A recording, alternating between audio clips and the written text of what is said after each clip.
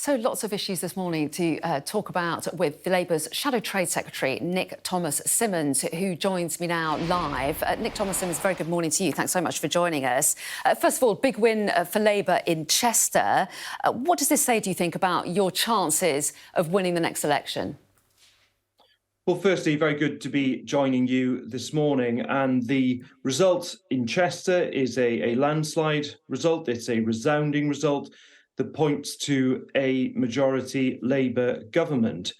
But we are not in any sense complacent. We know the job there is to do to continue winning the trust of the British people.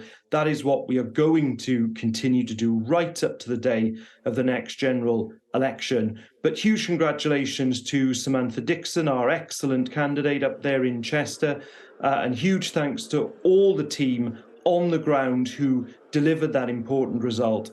And it is as well a real message to the Prime Minister and to the Conservatives that at the moment they are in government on borrowed time. And you managed a 13.8% swing in Chester.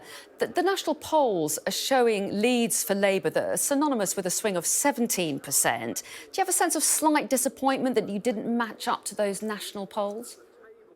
No, we don't have that disappointment at all, because it is very much in the range. It's always a range. You can't predict these things very, very precisely.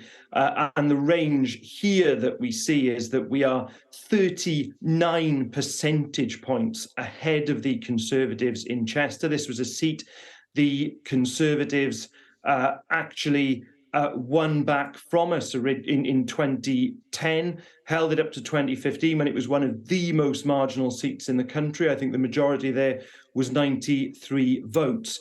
We've now won it with the largest victory we've ever had in this constituency. And indeed, if you're looking at historical comparators, it's a bigger percentage of the vote than we won even in our landslide year of 1997. So this is a really resounding result. But at the same time, we know there's that work to do before the next general election. The reason for the by-election in Chester, of course, was because of sexual misconduct by one of your own MPs. Does that taint the celebrations at all? Well, of course, we think of the victim in that particular case, and the very sad reasons in which the by-election was caused, of course, within the forefront of our minds. And it is a reminder that in terms of the culture that exists at Westminster, there is still a great deal of work to do. There is now the independent complaints and grievance process that exists. And in what happened in this particular case here, there was that process that took place, and it had the outcome that it did. But it is a reminder to all of us in politics of our responsibility that there is still much to do in terms of changing that culture. Let's talk about the prospect of strikes in the weeks ahead. We know that winter is when the NHS comes under the most pressure. Are you worried about the damage that rumoured coordinated strikes could do to health service and patients when there's already a lot of pressure there? Well, strikes do cause disruption. They cause disruption to those who want to use services, and strikes cause huge disruption to the lives of those who go on strike. My own family has been affected by this. My father was on strike for 13 weeks in the steel strike many years ago. So that's why governments have to do all they possibly can, strain every sinew to either prevent strikes taking place in the first place, or where there is an ongoing dispute, to do everything they can to find a compromise.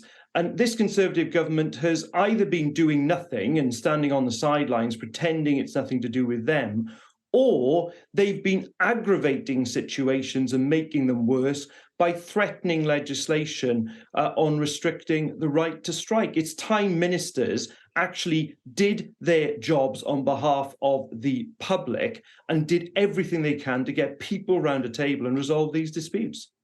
But there will be a lot of people who are really worried about the care they might get in hospitals this winter because of strikes. Should unions hold off strike action until a time when the NHS is under less pressure than it is right now?